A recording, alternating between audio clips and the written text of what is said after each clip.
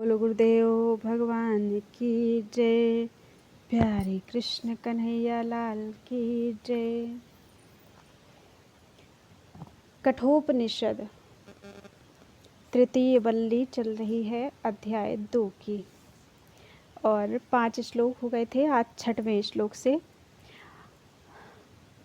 उस आत्मा को किस प्रकार जानना चाहिए और उसके जानने में क्या प्रयोजन है, इस पर कहते हैं आत्मज्ञान का प्रकार और प्रयोजन।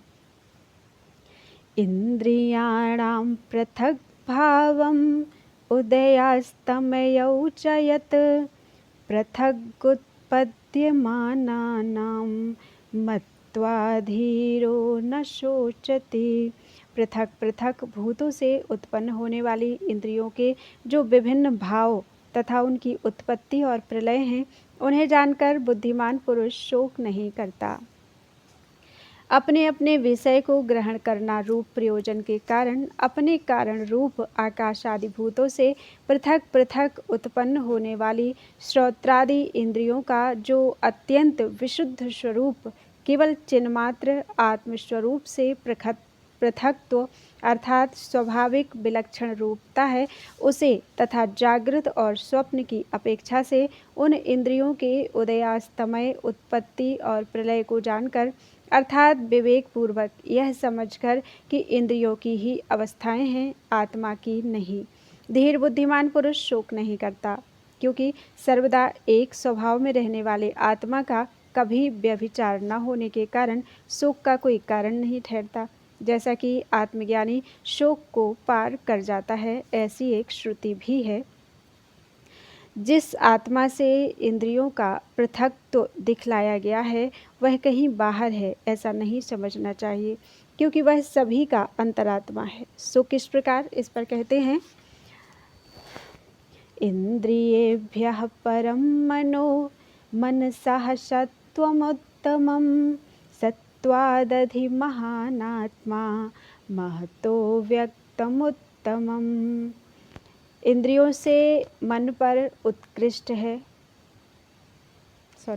इंद्रियों से मन पर है अर्थात उत्कृष्ट है, मन से बुद्धि श्रेष्ठ है, बुद्धि से महत्तत्व बढ़कर है तथा महत्तत्व से अव्यक्त उत्तम है। इंद्रियों से मन पर है तथा मन से बुद्धि श्रेष्ठ है इत्यादि इंद्रियों के सजातीय होने से इंद्रियों का ग्रहण करने से ही विषयों का भी ग्रहण हो जाता है। अन्य सब पूर्ववत समझना चाहिए। सत्व शब्द से यहाँ बुद्धि कही गई है।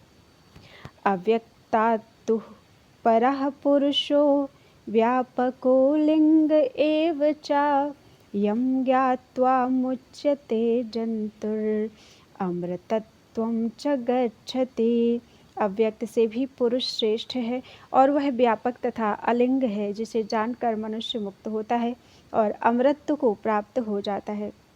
अव्यक्त से भी पुरुष श्रेष्ठ है, वह आकाश आदि संपूर्ण व्यापक पदार्थों का भी कारण होने से व्यापक है और अलिंग है, जिसके द्वारा कोई वस्तु जानी जाती है, वह बुद्धि आदि लिंग कहते हैं, परंतु पुरुष में इनका अभाव है, इसलिए यह अलिंग अर्थात संपूर्ण संसार धर्मों से रहित ही है, जिसे आचार्य और शास्त्र द्वारा जानकर पुरुष जीवित रहते हुए ही अविद्या आदि हृदय की ग्रंथियों से मुक्त हो जाता है तथा शरीर का पतन होने पर भी अमृतत्व को प्राप्त होता है। वह पुरुष अलिंग है और अव्यक्त से भी पर है। इस प्रकार इसका पूर्व वाक्य से संबंध है। तो फिर जिसका कोई लिंग अर्थात ज्ञापक चिन्ह नहीं है, उस आत्मा का दर्शन होना किस प्रकार संभव है, इस पर कहा जाता है न संदृशे तिष्ठति रूपमस्य न चक्षुषा पश्यति कश्चनैनं हृदा मनीषा मनसाभिक्लिप्तो य एतद्विदुर्मृतास्ते भवन्ति। इस आत्मा का रूप दृष्टि में नहीं ठहरता, इसे नेत्र से कोई भी नहीं देख सकता। यह आत्मा तो मन का नियमन करने वाली हृदय स्थिता बुद्धि द्वारा मनन रूप सम्यक दर्शन से प्रकाशित हुआ ही जाना जा सकता है। जो इसे ब्रह्म रूप से जानते हैं वे अमर हो जाते हैं। इस प्रत्यगात्मा का रूप दृष्टि विषय में स्थिर नहीं होता, अतः कोई भी पुरुष इस प्राकृत आत्मा को चक्षु से, संपूर्ण इंद्रियों से अर्थात समस्त इंद्रियों में से किसी से भी नहीं देख सकता, अर्थात उपलब्ध नहीं कर सकता। यहाँ चक्षु का ग्रहण संपूर्ण इंद्रियों का उपलक्षण कराने के लिए है। तो फिर उसे किस प्रकार देखें? इस पर कहते हैं हृदय स्थिता बुद्धि से, जो कि संकल्प आदि रूप मन की नियंत्री होकर ईशन करने के कारण मनीठ है। उस विकल्प शून्य बुद्धि से मन अर्थात मनन रूप यथार्थ दर्शन द्वारा सब प्रकार समर्थित अर्थात प्रकाशित हुआ वह आत्मा जाना जा सकता है। यहाँ आत्मा जाना जा सकता है, यह वाक्य शेष है। उस आत्मा को जो लोग यह ब्रह्म है ऐसा जानते हैं वे अमर हो जाते हैं। वह हृदय स्थित संकल्प शून्य बुद्धि किस प्रकार प्राप्त होती है, यह बतलाने के लिए योग साधन का उपदेश किया जाता है। परम पद प्राप्ति। यदा पंचावतिष्ठन्ते ज्ञानानि मनसा सह बुद्धिश्च न विचेष्टति तामाहुः परमां गतिम। जिस समय पांचों ज्ञानेंद्रियां मन के सहित आत्मा में स्थित हो जाती हैं और बुद्धि भी चेष्टा नहीं करती, विचेष्टति चेष्टा नहीं करती, उस अवस्था को परम गति कहते हैं। जिस समय अपने अपने विषयों से निवृत्त हुई पांचों ज्ञानेंद्रियां ज्ञानार्थक होने के कारण श्रोत्रादि इंद्रियां ज्ञान कही जाती हैं, मन के साथ अर्थात वे उसका अनुवर्तन करने वाली हैं, उस संकल्पादि व्यापार से निवृत्त हुए अंतःकरण के सहित आत्मा में स्थिर हो जाती हैं और निश्चयात्मिका बुद्धि भी अपने व्यापारों में चेष्टाशील नहीं होती, चेष्टा नहीं करती, व्यापार नहीं करती। उस अवस्था को ही परम गति कहते हैं। ताम योगमिति मन्यते स्थिराम इंद्रिय धारणाम अप्रमत्तस्तदा भवति योगो हि प्रभवाप्ययौ।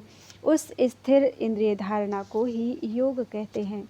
उस समय पुरुष प्रमाद रहित हो जाता है, क्योंकि योग ही उत्पत्ति और नाश रूप है।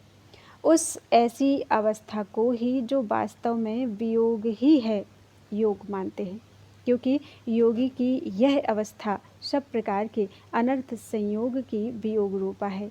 इस अवस्था में ही आत्मा अपने अविद्यादि आरोप से रहित स्वरूप में स्थिर रहता है। उस अवस्था को ही स्थिर इंद्रिय धारणा कहते हैं। स्थिर अर्थात अचल इंद्रिय धारणा, यानी बाह्य और आंतरिक करणों को धारण करना। तब उस समय साधक पुरुष अप्रमत्त प्रमाद रहित हो जाता है, अर्थात चित्त समाधान के प्रति सर्वदा संयत्न रहता है। जिस समय कि वह योग में प्रवृत्त होता है उस समय ऐसी स्थिति होती है, ऐसा इस वाक्य की सामर्थ्य से जाना जाता है, क्योंकि बुद्धि आदि की चेष्टा का अभाव हो जाने पर प्रमाद होना संभव नहीं है। अतः बुद्धि आदि की चेष्टा का अभाव होने से पूर्व ही अप्रमाद का विधान किया जाता है, अथवा जिस समय भी इंद्रियों की धारणा स्थिर होती है उसी समय निरंकुश अप्रमत्त तत्व होता है, इसीलिए उस समय अप्रमत्त हो जाता है ऐसा कहा है। ऐसी बात क्यों है? क्योंकि योग ही प्रभव और अप्यय यानी उत्पत्ति और लय रूप धर्म वाला है। अतः तात्पर्य यह है कि अपाय लय की निवृत्ति के लिए प्रमाद का अभाव करना चाहिए। यदि ब्रह्म बुद्धि आदि की चेष्टा का विषय होता तो यह वह ब्रह्म है, इस प्रकार विशेष रूप से ग्रहण किया जा सकता था, किंतु बुद्धि आदि के निवृत्त हो जाने पर तो उसे ग्रहण करने के कारण का अभाव हो जाने से उपलब्ध न होने वाला वह ब्रह्म वस्तुतः है ही नहीं। लोक में जो वस्तु इंद्रिय गोचर होती है वही है इस प्रकार प्रसिद्ध होती है, और इसके विपरीत इंद्रिय गोचर न होने वाली वस्तु असत कही जाती है। अतः योग व्यर्थ है अथवा उपलब्ध होने वाला ना होने से ब्रह्म नहीं है, इस प्रकार जानना चाहिए। ऐसा प्राप्त होने पर यह कहा जाता है, ठीक है, आत्मोपलब्धि का आत्म उपलब्धि का साधन सद्बुद्धि ही है। नैव वाचा न मनसा प्राप्तुं शक्यो न चक्षुषा अस्तीति ब्रुवतोऽन्यत्र कथम तदुपलभ्यते। वह आत्मा ना तो वाणी से, ना मन से और ना नेत्र से ही प्राप्त किया जा सकता है। वह है ऐसा कहने वालों से अन्यत्र भिन्न पुरुषों को किस प्रकार उपलब्ध हो सकता है। तात्पर्य यह है कि वह ब्रह्म ना तो वाणी से, न मन से, न नेत्र से और न अन्य इंद्रियों से ही प्राप्त किया जा सकता है। तथापि सर्व विशेष रहित होने पर भी वह जगत का मूल है। इस प्रकार ज्ञात होने के कारण वह है ही, क्योंकि कार्य का विलय किसी अस्तित्व के आश्रय से ही हो सकता है। इसी प्रकार सूक्ष्मता की तारतम्य परंपरा से अनुगत होने वाला यह संपूर्ण कार्य वर्ग भी सद्बुद्धि निष्ठा को ही सूचित करता है। जिस समय विषय का विलय करते हुए बुद्धि का विलय किया जाता है, उस समय भी वह सद्वृत्ति गर्भिता हुई ही लीन होती है तथा सत और असत का यथार्थ स्वरूप जानने में तो हमारे लिए बुद्धि ही प्रमाण है। यदि जगत का कोई मूल न होता तो यह संपूर्ण कार्य वर्ग असन्मय ही होने के कारण असत है, इस प्रकार ग्रहण किया जाता। किंतु ऐसी बात नहीं है। यह जगत तो है इस प्रकार ही ग्रहण किया जाता है। जिस प्रकार की मृत्तिका आदि के कार्य घट आदि अपने कारण मिट्टी आदि से समन्वित ही ग्रहित होते हैं, अतः जगत का मूल आत्मा है, इस प्रकार ही उपलब्ध किया जाना चाहिए। क्योंकि आत्मा है इस प्रकार कहने वाले शास्त्रार्थ के अनुसार श्रद्धालु आस्तिक पुरुषों से भिन्न नास्तिकवादियों को, जो ऐसा मानते हैं कि जगत का मूल आत्मा नहीं है, जिसका अभाव ही अंतिम परिणाम है, ऐसा यह कार्यवर्ग कारण से अनन्वित हुआ ही लीन हो जाता है। ऐसे उन विपरीत दर्शियों को वह ब्रह्म किस प्रकार तत्वतः उपलब्ध हो सकता है, अर्थात किसी प्रकार उपलब्ध नहीं हो सकता। अतः असतवादियों के आसुरी पक्ष का निराकरण कर अस्तित्वेवोपलब्धव्यस्तत्वभावेन चोभयोः अस्तित्वेवोपलब्धस्य तत्वभावः प्रसीदते। वह आत्मा है इस प्रकार ही उपलब्ध किया जाना चाहिए तथा उसे तत्वभाव से भी जानना चाहिए। इन दोनों प्रकार की उपलब्धियों में से जिसे है इस प्रकार की उपलब्धि हो गई है, तत्वभाव उसके अभिमुख हो जाता है। बुद्धि आदि जिसकी उपाधि है तथा जिसका सत्व उसके कार्य वर्ग में अनुगत है, उस आत्मा को है इस प्रकार ही उपलब्ध करना चाहिए। जिस समय आत्मा उस बुद्धि आदि उपाधि से रहित और निर्विकार जाना जाता है तथा कार्य वर्ग विकार वाणी का विलास और नाम मात्र है, केवल मृत्तिका ही सत्य है, इस श्रुति के अनुसार अपने कारण से भिन्न नहीं है, ऐसा निश्चित होता है। उस समय जिस निरुपाधिक अलिंग और सत असत आदि प्रतीति के विषयत्व से रहित आत्मा का तत्व भाव होता है, उस तत्व स्वरूप से ही आत्मा को उपलब्ध करना चाहिए। इस प्रकार यहाँ उपलब्धव्य पद की अनुवृत्ति की जाती है। सोपाधिक अस्तित्व और निरुपाधिक तत्व भाव, इन दोनों में से यहाँ उभयोः इस पद में षष्ठी निर्धारण के लिए है। पहले तो है इस प्रकार उपलब्ध हुए आत्मा का, अर्थात सत्कार्य रूप उपाधि के किए हुए अस्तित्व प्रत्यय से उपलब्ध हुए आत्मा का, फिर जिसकी संपूर्ण उपाधि निवृत्त हो गई है और जो ज्ञात एवं अज्ञात से भिन्न अद्वितीय स्वरूप है, उस नेति नेति स्थूल मनंडो ह्रस्वम अदृश्ये अनात्मे अनिरुक्ते अनिलयने इत्यादि श्रुतियों से निर्दिष्ट आत्मा का तत्व भाव प्रसीदति अभिमुख होता है, अर्थात जिसे पहले है इस प्रकार आत्मा की उपलब्धि हो गई है, उसे अपना स्वरूप प्रकट करने के लिए वह तत्व भाव अभिमुख प्रकाशित होता है। अमर कब होता है? इस प्रकार परमार्थदर्शी की यदा सर्वे प्रमुच्यन्ते कामायेस्य हृदि श्रिताः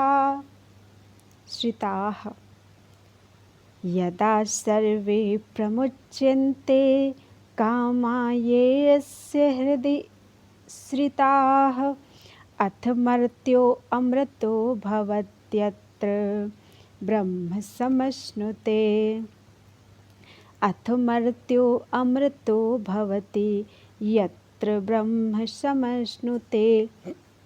जिस समय कामनाएं जो कि इसके हृदय में आश्रय करके रहती हैं छूट जाती हैं, उस समय वह मर्त्य अर्थात मरण धर्मा अमर हो जाता है और इस शरीर से ही ब्रह्म भाव को प्राप्त हो जाता है।